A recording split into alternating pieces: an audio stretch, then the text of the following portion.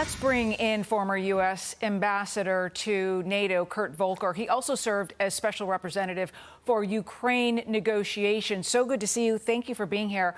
I want to, before we get started, I'd like to, as we get started, put up the list of what we're looking at so far. So the reporting right now is 60-day ceasefire extension, open the Strait of Hormuz with no tolls. Iran would clear the mines deployed in the strait, and the U.S. would lift the blockade on Iranian ports. And here's the big one.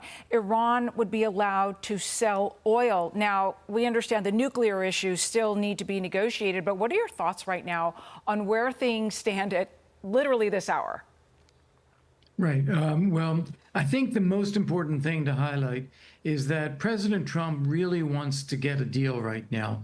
We're going into the midterm elections. We have high gasoline prices, high global oil prices, and the Iranians look at that and say, okay, so we actually still have some leverage. So they are driving a very, very hard bargain. And what I think they are testing is where the limits of President Trump's patience really are. Can they, at this stage, defer all discussion about the nuclear issues, make some vague promises that we will get there, but not really close the deal? And can they reopen the Strait of Hormuz, but still put in place some administrative controls, like people have to coordinate the passage with the Iranian Navy, which will give Iran leverage over time. So these are the kind of things that Iran is still trying to get because they feel that we need this deal more than they do at this time. Yeah, and they've definitely been expressing that. And we've heard the president say that we are 95% there. And when I see that 5%, I feel like that might be the longest 5% in history. Exactly. Yeah, it's always the last bit that's the tough part. So all of the things on that list that you read out, none of them are that difficult for Iran to agree to, with the exception of fully and freely opening the Strait of Hormuz. This is one thing they have gained in the course of this conflict, and they are determined to try to keep that now.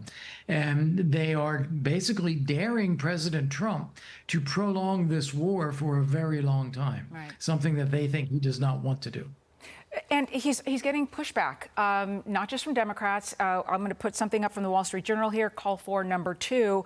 The Wall Street Journal wrote in an opinion piece, will Trump bail out Iran's regime? The editorial board writing, the basic problem lies with ending U.S. pressure before dismantling the nuclear program. If the blockade ends and Iran can sell its oil, all that's left to coerce it into nuclear concessions is the threat of renewed war. We have also seen some hawks. Senators Ted Cruz and Lindsey Graham, they are really concerned here.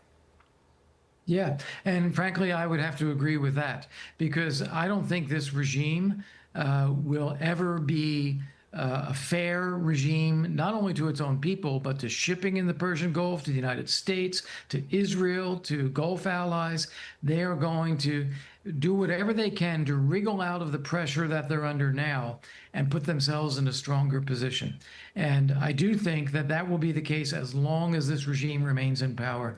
So having started this, I would be advocating, along with some of the senators that you mentioned, we really have to go all the way. We can't ease up on the pressure at all. Well, we will continue, obviously, to watch. Former U.S. Ambassador to NATO, Kurt Volker, thank you so much. Good to see you on this day. Be sure to like and subscribe for all the Fox News latest on YouTube, and catch full shows streaming now on Fox One.